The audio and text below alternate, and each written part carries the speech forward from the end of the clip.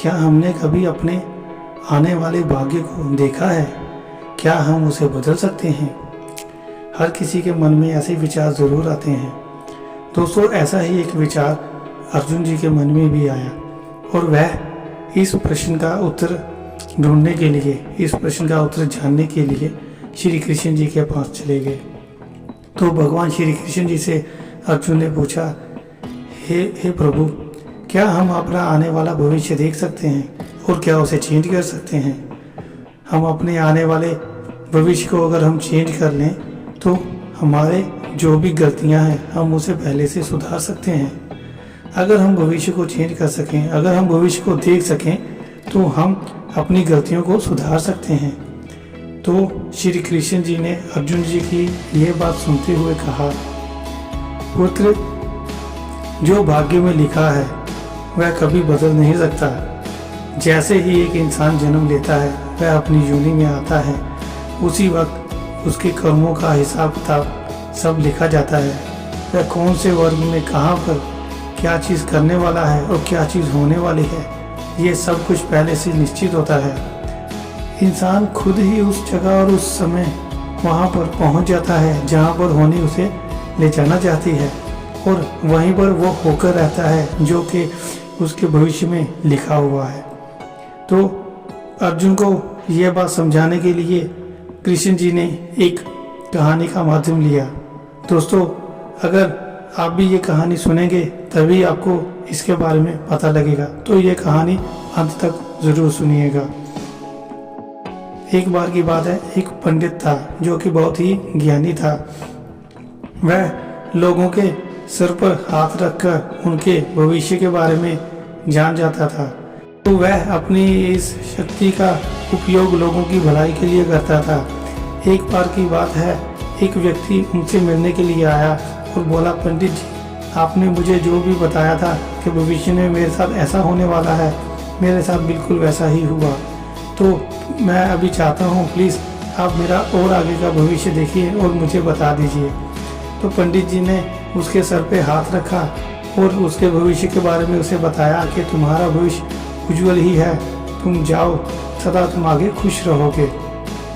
तो वह व्यक्ति बहुत ही प्रसन्न हुआ और बोला, पंडित जी, आपकी कही गई हर एक बात हमेशा सच होती है। इससे पंडित थोड़ा सा गुरूर में आ गया और अहंकारी हो गया कि हाँ, मैं तो जो भी बोलता हूँ सत्य ही बोलता हूँ। मेरे मुख से जो भी शब्द निकलते हैं वह प्रभु के शब्द होते हैं, भगवान के शब्द होते हैं।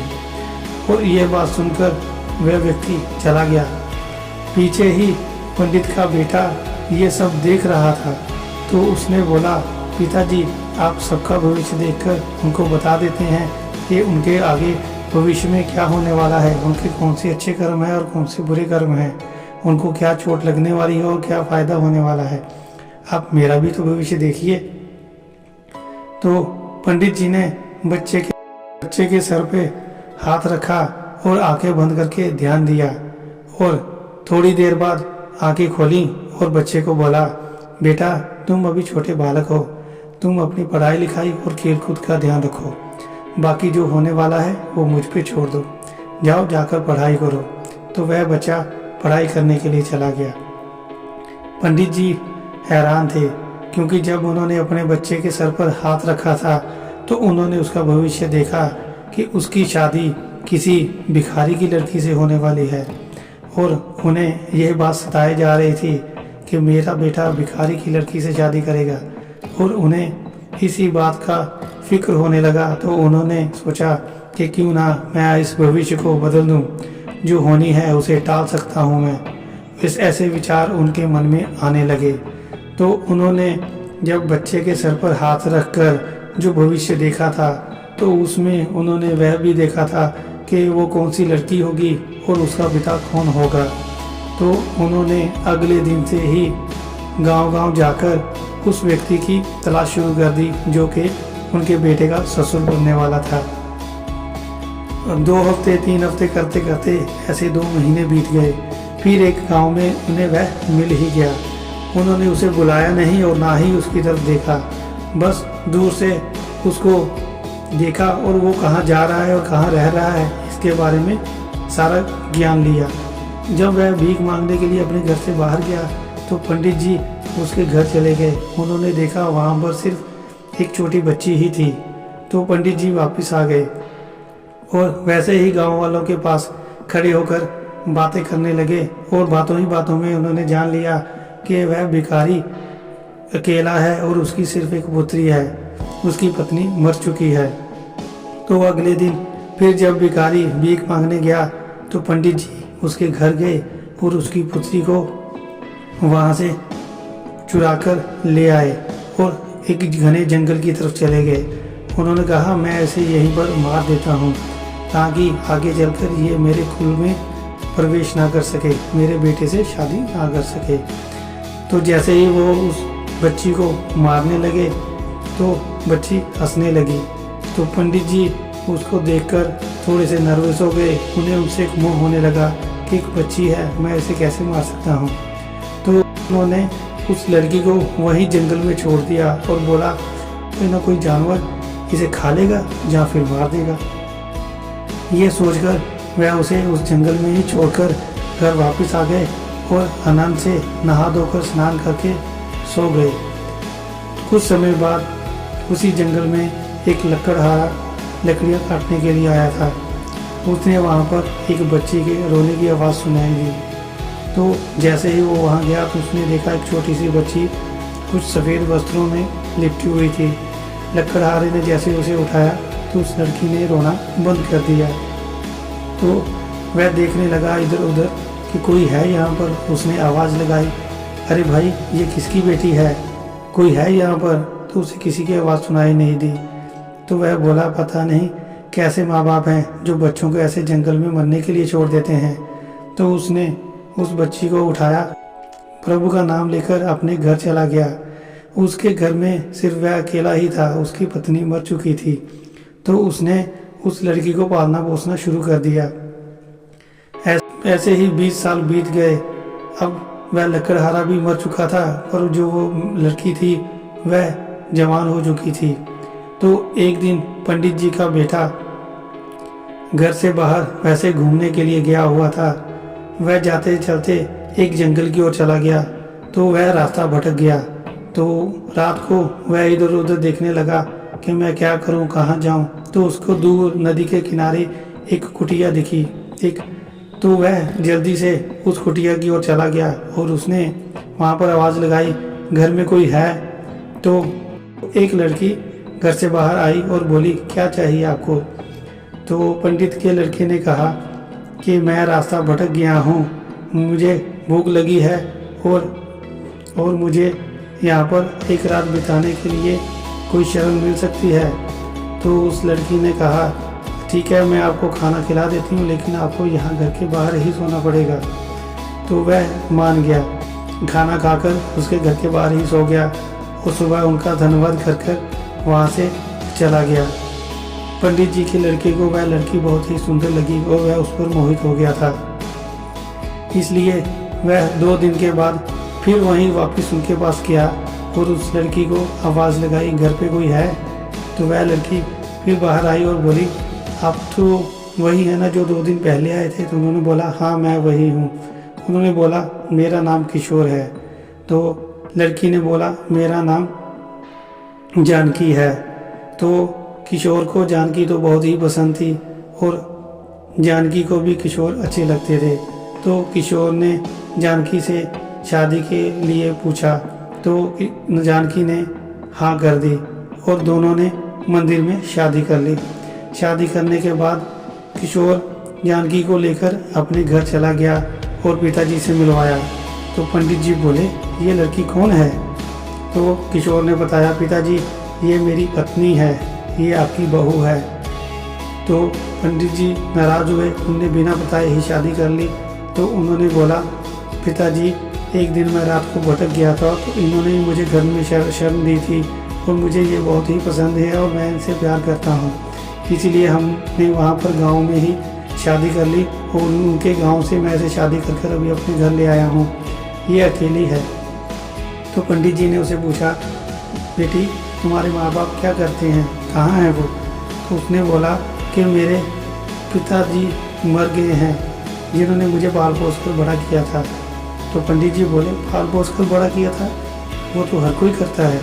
तो लड़की ने उत्तर दिया, नहीं, मेरे जो पिताजी थे जिन्होंने मुझे पाला पोसा है, उन्होंने मुझे बताया कि मैं उन्हें जंगल में मिली थी आज से कोई 20 साल पहले। तो पंडित जी का माथा ठनका और उन्होंने याद किया कि ये तो वही लड़की है जिसको वो जंगल में छोड़ आए थे। तो उन्होंने कहा, पुत्र, आप दोनों थक गए होंगे, आप कमरे में विश्राम करो, और बेटी, सुबह मुझे तुमसे कुछ काम है, तो तुम सुबह जल्दी उठकर मुझसे आके मिलना। तो उन्होंने पिताजी की आज्ञा मानी और अंदर चले गए विश्राम के लिए।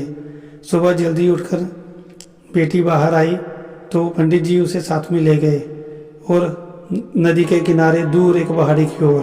तो उन्होंने बोला कि तुम मेरे बेटे के साथ शादी करके आई हो, मुझे यह मंजूर नहीं है।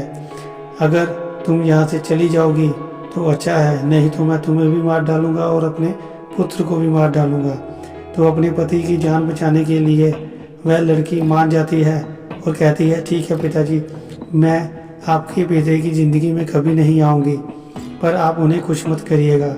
तो पंडित जी बोलते हैं, ये मेरे हाथ की अंगूठी है, अगर ये अंगूठी तुम्हें मिल गई तो तुम मेरे पुत्र के सामने आ सकती हो, उससे मिल सकती हो, और अगर ये अंगूठी तुम्हारे पास नहीं है तो कभी भी मेरे पुत्र को अपना चेहरा मत दिखाना।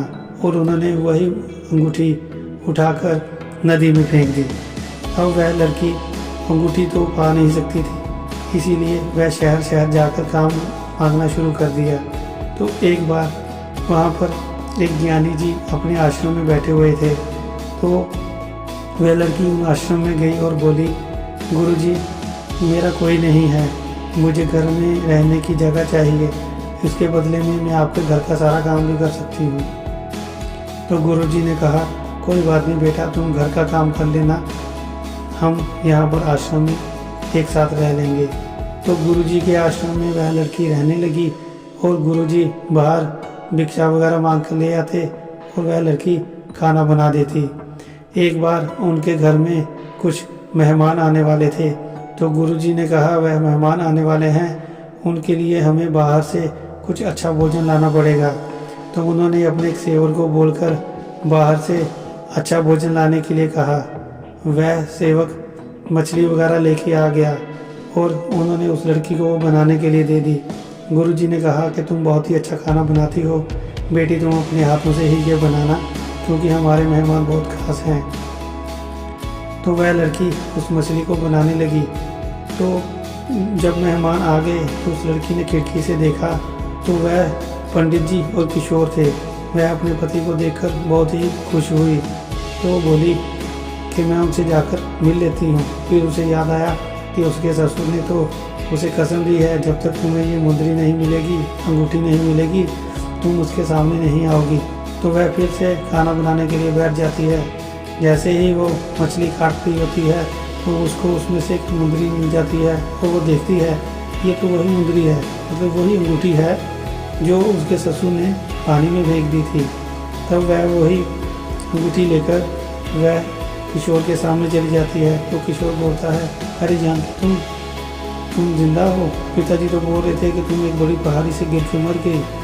तब वह लड़की सारी बात अपने पति को बताती है।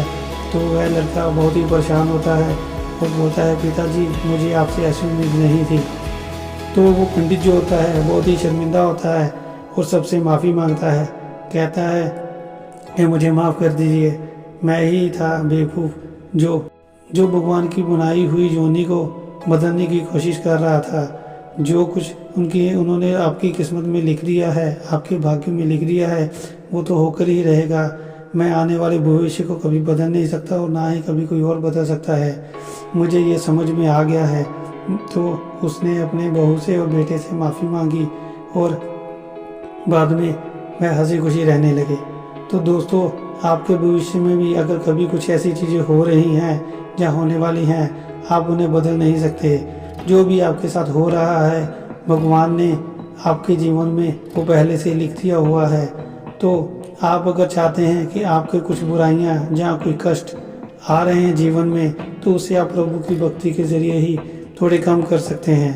बाकी आपके भविष्य में जो भी होगा वो आपके कर्मों के हिसाब से पहले से ही लिखा गया है और आपका भविष्य बन चुका है, आप उसे बदल नहीं सकते। ये कहानी के माध्यम से अर्जुन को उसकी बात का जवाब, उसकी बातों का उत्तर मिल गया और वह संतुष्ट हो गया। दोस्तों, अगर हमारी दी गई जानकारी आपको अच्छी लगी हो तो चैनल को लाइक और सब्सक्राइब ज़रूर करिएगा। जय श्री कृष्ण।